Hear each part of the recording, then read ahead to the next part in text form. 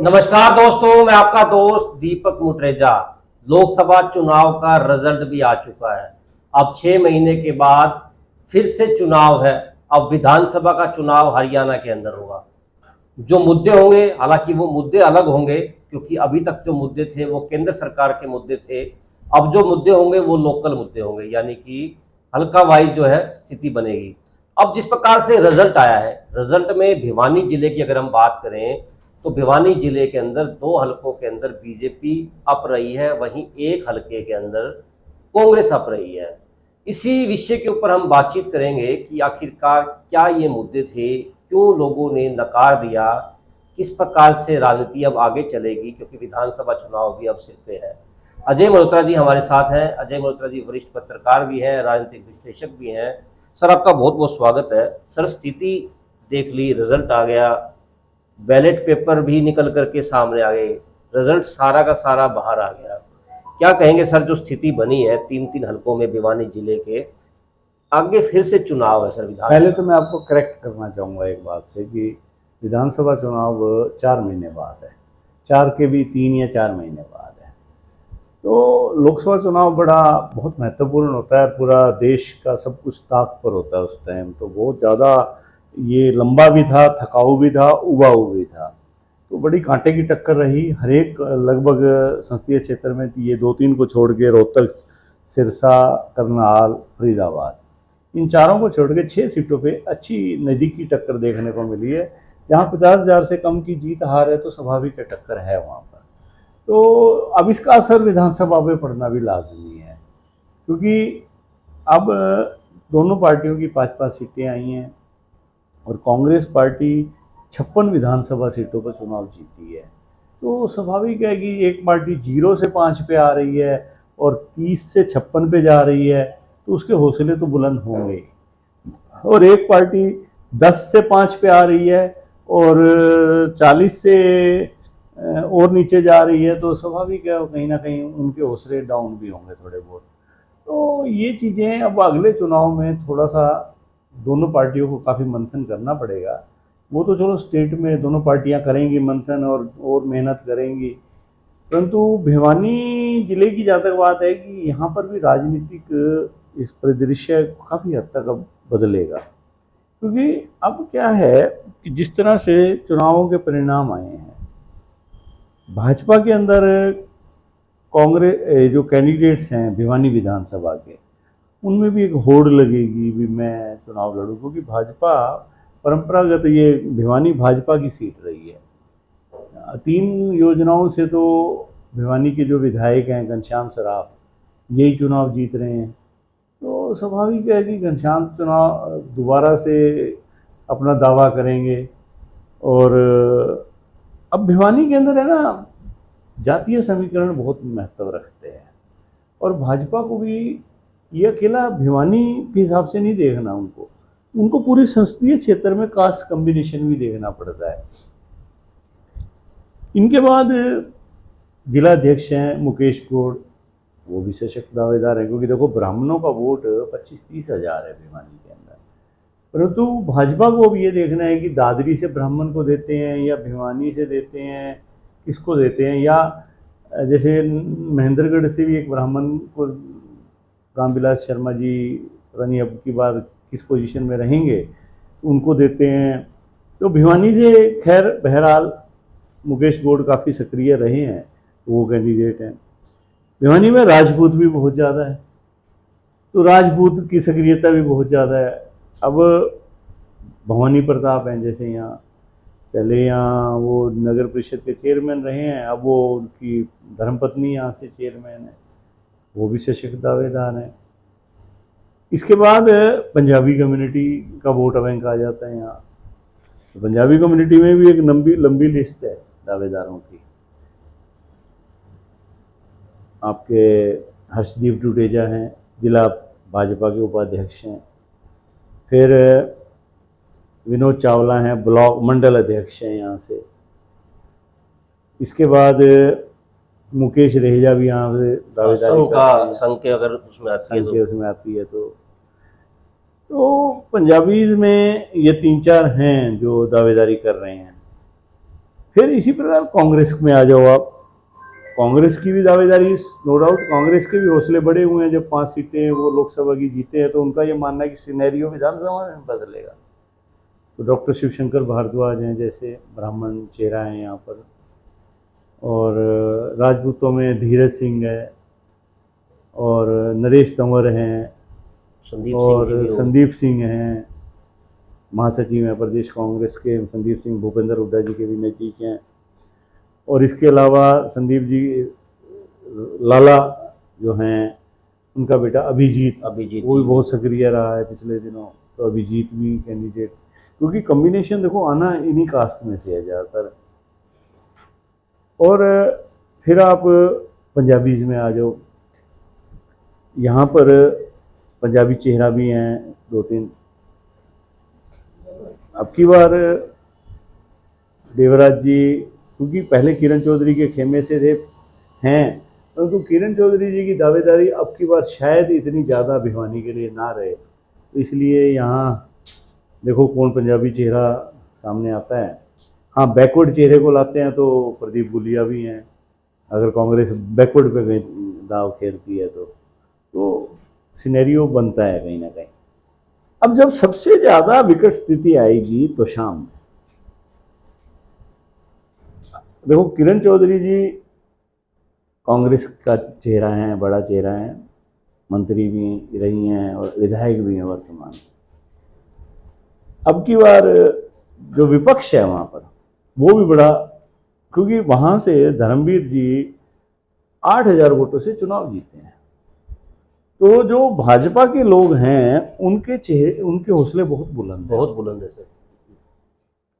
पहली बात तो मैं ये कहूँगा कि अब की बार धर्मवीर जी ने अपने मुंह से अब तक नहीं कहा कहीं पे भी, परंतु जिस प्रकार से धर्मवीर का बेटा मोहित पिछले 5 साल से लगातार सक्रिय रहा है, चाहे वो बाडरा में रहा हो सक्रिय, चाहे वो दादरी में सक्रिय रहा है, लोहारू में सक्रिय रहा है, भिवानी में रहा है, नारनौल महेंद्रगढ़ में रहा है। तो वो हर एक पिता जो होता है अपने बेटे को सेट करना चाहेगा। अब धर्मवीर जी के लिए भी मेरे को ये लगता है कि अब से अच्छा मौका नहीं है वो भी। और उधर से भारतीय जनता पार्टी भी अब उस मजबूत स्थिति में नहीं है कि वो ये कह दें नहीं इसको टिकट देनी है। तो अब धर्मवीर राव इंद्रजीत वो अपनी बेटी के लिए, आरती के लिए, उन्होंने तो स्पष्ट कह ही दिया भी चाहे पार्टी टिकट दे या ना दे, ये टिकट चुनाव लड़ेगी आरती। तो फरीदाबाद से गुज्जर भी अपने बेटे के लिए अब टिकट की कोशिश कर रहे हैं। तो धर्मवीर के बेटे को भी कहीं ना कहीं धर्मवीर ये चाहेंगे। तो देखो उनकी कैलकुलेशन अपनी क्या है, लोगों में जो चर्चा है कि तोशाम से धर्मवीर अपने बेटे को अगर मैदान में उतारना चाहते हैं, क्योंकि मोहित के लिए भी अब एक चांस है। इसके बाद धर्मवीर जी उम्र का भी इश्यू आएगा, और ये तो है नहीं कि भाजपा हमेशा मजबूत पार्टी रह जाएगी। तो वो चाहेंगे कि अपने बेटे को मैं कहीं एडजस्ट करूं, तो उसमें उनके पास विकल्प बहुत सीमित रहेंगे। लेकिन सर एक चीज़ और भी है, बीजेपी का बार बार नारा ये रहता है कि हम परिवारवाद को बढ़ावा नहीं देंगे, कहीं ना कहीं वो नारों से तो आगे निकल चुकी है बीजेपी। अब उन्होंने इस चुनाव में आप देखो ना, कईयों को दी है, विजय टैनी के बेटे को दे दी, ब्रिजभूषण के बेटे को दे दी, एमपी की टिकटें दी हैं दुनिया भर की। वो तो नारों को भूल जाओ। अब भारतीय जनता पार्टी ने तो ये भी कहा था कि 75 साल के बाद प्रधानमंत्री नहीं रहेगा कोई, सक्रिय राजनीति में नहीं रहेगा। तो अब जब केजरीवाल जी ने ये इश्यू उठाया कि मोदी जी तो 75 साल में हट जाएंगे, तो अमित शाह जी का तपाक से जवाब आया था कि ये कोई लिखित संविधान नहीं है पार्टी का, ये तो मन की मर्जी है, मन की मर्जी है। तो अब बेटों को देखो, इस बार धर्मवीर हो चाहे गुज्जर हो चाहे राव इंद्रजीत हो, उनके लिए इससे अच्छा मौका नहीं है। मैं तो ये मानता हूं कि अपने बेटों को एडजस्ट करने के लिए उनके लिए आखिरी मौका है अभी। दबाव में भी है पार्टी दबाव में भी है, और वो ताजे ताजे जीते भी हैं सारे। तो धर्मवीर के लिए अब सीमित विकल्प है।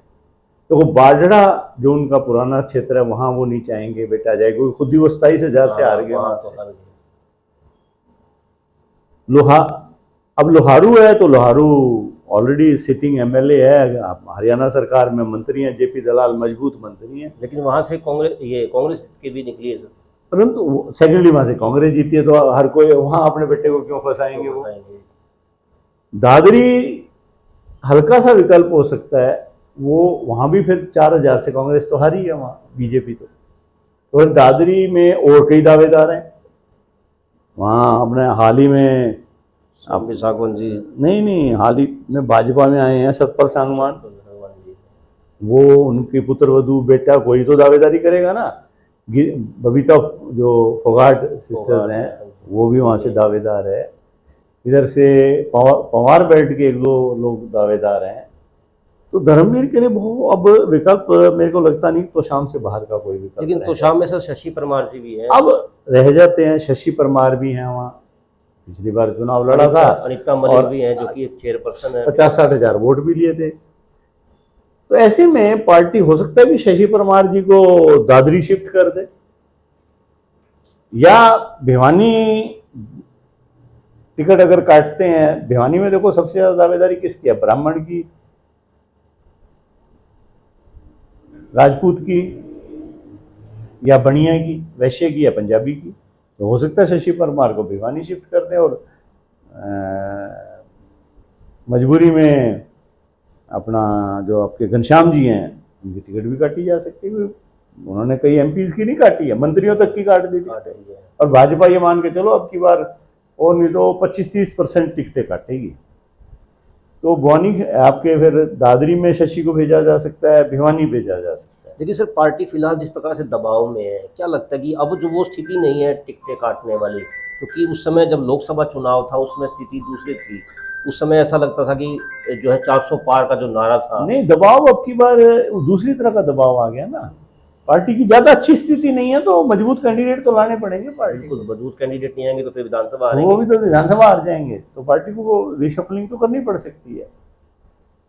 फिर अनीता मलिक हैं, जिला परिषद की चेयरपर्सन है और उन्होंने तो शाम में अच्छा खासा काम भी किया, वो भी दावेदार हैं। तो अगर अब देखो आप वहाँ कुछ भी कहो तो शाम का चुनाव बहुत रोचक होगा। अगर धर्मवीर अपने बेटे को चुनाव में उतार देते हैं तो ये मान के चलो कि किरण चौधरी और धर्मवीर का बेटा आमने सामने हो जाएंगे।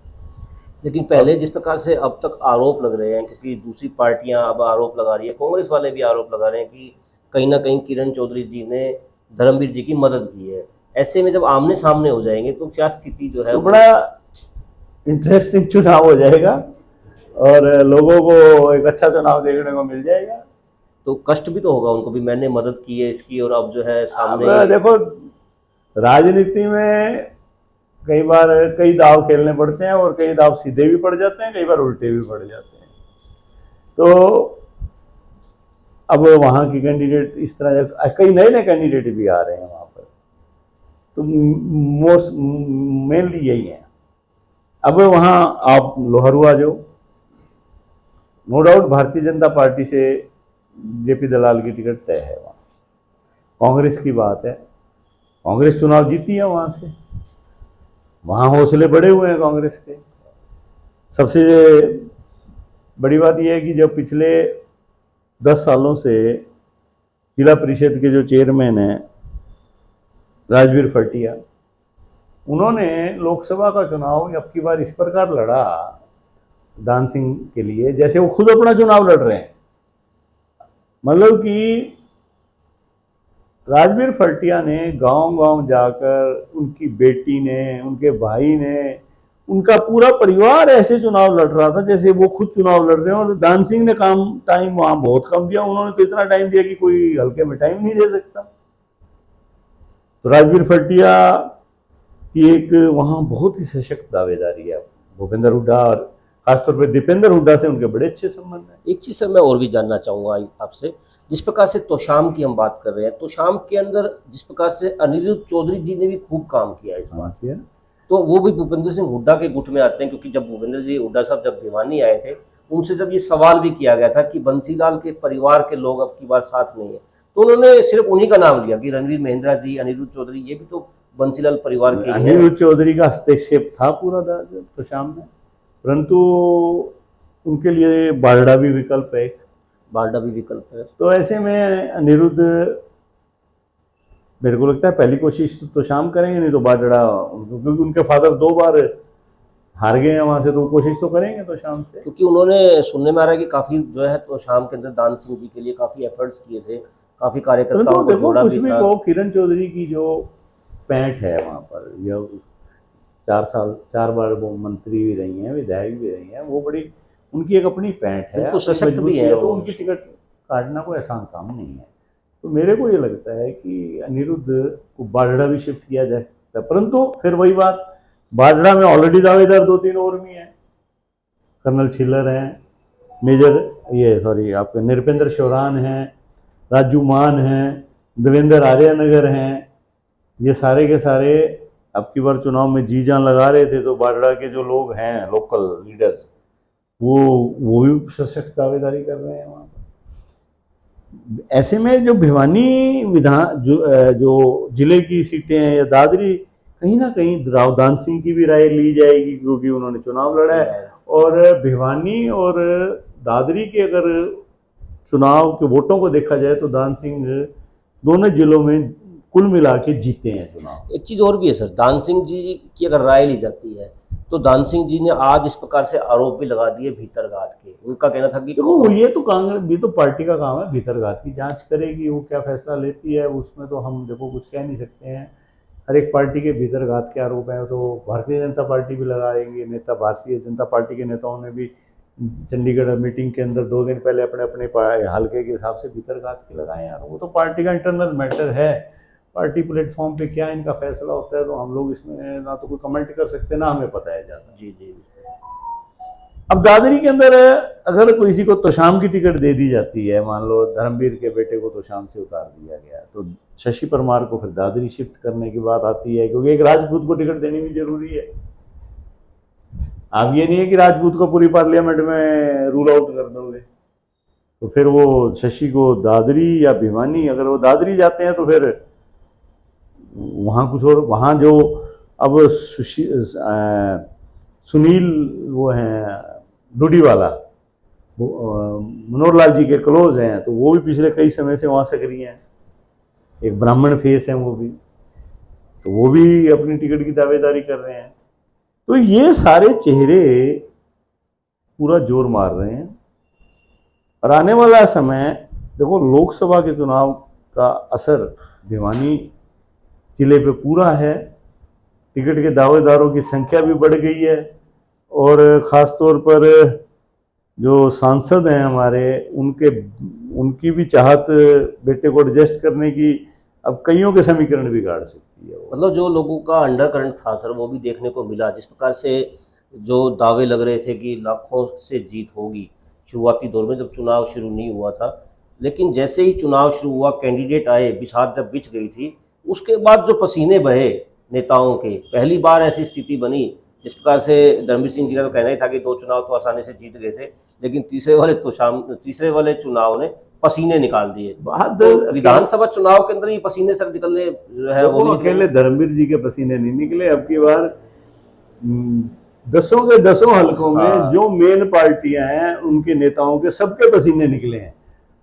अब विधानसभा उससे भी ज्यादा नेक टू नेक आएगा, क्योंकि देखो लोकसभा के वो टाइम तो एक साइकोलॉजिकल परसेप्शन शुरू से बना हुआ था कि भारतीय जनता पार्टी की सरकार बनेगी, 5 लाख से जीतेंगे, 4 लाख से जीतेंगे, 3 लाख, और वो मुकाबले में आगे चुनाव हरियाणा के सारे। और अब तो शुरू से ही दिखाई दे रहा है कि बड़ा भारी मुकाबला है। तो अब की बार ठीक है कि दिवाली के आसपास चुनाव है, मौसम तो अच्छा होगा, परंतु कहते हैं ना, सर्दी में गर्मी का एहसास हो जाएगा नेताओं को अब की बार तो, और अच्छा खासा एहसास होगा। अच्छा खासा एहसास भी होगा। दूसरी बात सर, जो मुद्दे होंगे वो मुद्दे भी काफ़ी जो है रंग लाएंगे, क्योंकि 10 साल से जो है बीजेपी की सरकार चल रही है। अब जिस प्रकार से मुख्यमंत्री तो खैर इन्होंने बदल दिए, अब मुख्यमंत्री जी के ऊपर तो आरोप, क्योंकि नए नए मुख्यमंत्री जी हैं, कोई लगा भी नहीं पाएगा, तो उसका क्या प्रभाव पड़ेगा? देखो मुद्दे तो आएंगे। पहले तो देखो लोकसभा में तो भारतीय जनता पार्टी एक ही बात कहती थी जी, मोदी जी की गारंटी और मोदी जी का चेहरा, और वोट फॉर द नेशन, देश के लिए वोट करना है, राष्ट्र की विदेश नीति देखनी है आपने, आपने देश की सुरक्षा देखनी है, तो भैया हरियाणा में तो अभी ये तो कह नहीं सकते भिवानी की सुरक्षा देखनी है या दादरी की सुरक्षा देखनी है। काम काम बोलेगा। काम बोलेगा। और जो हरियाणा सरकार की परफॉर्मेंस है उसका भी इम्तिहान होगा। परफॉर्मेंस तो दुनिया ने रिजल्ट आधा तो दे ही दिया देखो हरियाणा देखो, अब लोकल लेवल पर जब ये नेता बाहर निकलेंगे भाजपा के, तो ये तो अपनी परफॉर्मेंस बताएंगे भी हमने नौकरियां लगाई, हमने बिना भेदभाव के बदलियां की। बट लोगों के और भी कई मुद्दे हैं, बेरोजगारी उठाएंगे लोग, और लोग महंगाई उठाएंगे, और लोगों को जो मूलभूत सुविधाएं हैं बिजली पानी की उनमें दिक्कत रही, वो भी मुद्दे उठेंगे। भ्रष्टाचार नो डाउट सरकार ने कोशिश करी है नकेल डालने की, परंतु आज भी बहुत भ्रष्टाचार है। तो ये मुद्दे बनेंगे सारे, और जात पात भी मुद्दा बनेगा। तो स्टेट लेवल पे तो मुद्दे और ज्यादा हैं। तो इसलिए कांग्रेस पे भी कई आरोप हैं, भाई भतीजावाद के बहुत आरोप हैं उन पे, और नौकरियों में भेदभाव के कई आरोप है, तो उनको भी बड़ा जवाब देना पड़ेगा। मतलब राह जो है आसान नहीं है। ना ना ना, बहुत भारी मजेदार चुनाव होगा। पहले तो टिकटों के लिए बड़ा भारी मशक्कत रहेगी। आप देखना केंद्र में सरकार बनने के बाद हफ्ते 10 दिन बाद देखना, ये आपके सफेद कुर्ते वाले सारे के सारे दिल्ली चंडीगढ़ घूमते दिखाएंगे आपको टिकटों के लिए। लेकिन जिस प्रकार से कहा जा रहा था कि सफेद कुर्ते वालों के कुर्ते जो है खूंटे पे लटकेंगे, इस बार जो चुनाव लोगों ने जिस प्रकार से मैंडेट दिया है उसमें जो है दिक्कतें तो नेताओं को भी काफी उनकी समीक्षा भी की जा रही है ना। कई दावेदारों की तो टिकटें इस बात पे ही कट जाएंगी कि उन्होंने अपने अपनी पार्टी के लिए भीतरघात की हुई है, काम नहीं किया उन्होंने। अब बात हम लोहारू पे आ रहे थे जब, तो राजवीर के बाद सोमवीर शौरान भी है वहाँ, सोमवीर सिंह बंसीलाल जी के दामाद है, और मैं क्या 2-3 बार एमएलए भी रहे हैं, वो भी दावेदार हैं लोहारू से। चरखी दादरी में ताजे ताजे सोमवीर सांगवान पार्टी में आए हैं, एमएलए सिटिंग एमएलए के नाते इंडिपेंडेंट है, वो भी दावेदार हैं वहाँ से। ऑलरेडी जो मेजर नृपेंद्र पुराने हैं, धर्मपाल सांगवान हैं, या वहाँ अजीत फोगाट हैं, मनीषा सांगवान हैं, अरुण ये धनखड़ हैं, जो अरुण धनखड़ हैं मेरा ख्याल है, जो वो भी काफ़ी सक्रिय रहे हैं। तो ये सारे काफ़ी खोज है कैंडिडेट्स की। तो आने वाला टाइम पार्टियों को पहले तो जोर पड़ेगा। देखो ये जुलाई से शुरू हो जाएंगे टिकटों वाले, क्योंकि जुलाई अगस्त में टिकटें मांगेंगे, और मोस्ट प्रोबेबली सितंबर के फर्स्ट वीक में चुनाव डिक्लेयर हो जाएगा आपका, तो फिर चुनाव बनेगा। तो इसलिए 3 महीने अब नेताओं को पसीना, अब जो नमी का पसीना है ना, अब की बार तो 48 डिग्री में पसीना बहाना पड़ा था, अब की बार नमी जब पड़ेगी, बारिशों की गर्मी तपती, और जो भयंकर वाली जो तपिश होती है जिसमें मतलब कि कमरों में भी पसीने आते हैं, तो नेताओं को अब की बार दब के पसीने निकालने। 2024 का पूरा साल जो है चुनाव में जाएगा, पसीनों के जो है अंबार जो है नेताओं के एक प्रकार से लगेंगे, कार्यकर्ताओं के लगेंगे। और जो दिवाली अब क्योंकि सर पे हो जाएगी, तो उस समय कईयों के मुंह मीठे होंगे, कईयों के मुंह कड़वे भी होंगे। खैर त्योहार है तो भगवान सबके घरों में खुशियां लाए, लेकिन मुंह तो कड़वे होंगे ही होंगे, क्योंकि जो वोट की बात है वो ऐसे नहीं मिल पाएंगे। बिल्कुल दोस्तों, जिस प्रकार से आज हम चर्चा कर रहे थे कि जिस प्रकार से लोकसभा चुनाव तो हो चुका है, उसके रिजल्ट भी आ चुके हैं। अब 3 महीने के बाद विधानसभा का बिगुल बज जाएगा। नेताओं को फिर से भागदौड़ करनी पड़ेगी, पहले तो टिकटों के लिए, क्योंकि टिकटों के लिए भी बड़ी मशक्कत जो है इस बार करनी पड़ेगी, क्योंकि दोनों ही पार्टियों के हौसले बुलंद है। भिवानी की अगर बात की जाए तो अगर भिवानी में हौसले बुलंद है, तो उसी प्रकार से टांग खिंचाई और बड़े बड़े गुट जो है वो मिलेंगे, और लोगों को काफ़ी दिक्कतों का सामना नेताओं को भी करना पड़ेगा, क्योंकि उन्हें इतनी जल्दी से आसानी से टिकट नहीं मिलने वाली है। खैर ये तो अभी 3 महीने का समय है नेताओं के पास, लेकिन आपको बैठना नहीं है, अभी आपको और भी घूमना है, क्योंकि पसीना बहाओगे तब टिकट ले पाओगे। कई नेता तो ऐसे हैं ना कि जो अभी साइलेंट मोड में है, मतलब ये नहीं कि वो नेता टिकट के दावेदार नहीं है। कई यहाँ तक कि आपके जो व्यापारी समुदाय से हैं, पवन बोनीवाला हैं, अशोक बोनीवाला हैं, और इसी प्रकार दादरी में भी वैश्य समुदाय के कुछ लोग हैं, तो ये लोग साइलेंट मोड के नेता हैं, तो ये भी कहीं ना कहीं दावेदारी की लाइन में रहेंगे। तो इसलिए नेताओं के लिए तो अब भागा दौड़ी शुरू हो जाएगी। नेताओं की फहरिस्त जो है लंबी हो चुकी है, क्योंकि दोनों ही पार्टियां अब मुकाबले के अंदर हैं, दोनों के ही हौसले बुलंद हैं, और देखना होगा खैर किसको टिकट मिलती है, तो खैर आने वाला समय बताएगा। तो फिलहाल के लिए नमस्कार, फिर मिलेंगे दोबारा से।